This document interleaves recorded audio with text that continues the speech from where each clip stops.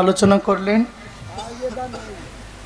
গানের মধ্যে আমাদের স্টেজে এসে উপস্থিত হয়েছেন আজকের এই অনুষ্ঠানের সম্মানিত সভাপতি, এই ফিরিঙ্গিকান্দা এই এলাকার অত্যন্ত জনপ্রিয় মুখ এবং একজন সমাজসেবক।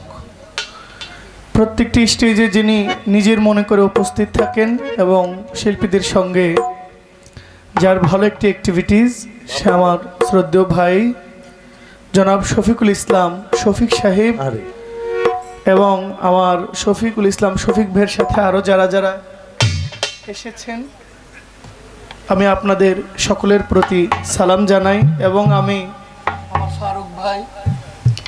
ফারুক ভাই এসছেন, তার প্রতিও আমার সালাম। সাধক মহানলী এনায়েত শাহ বাবার সন্তান।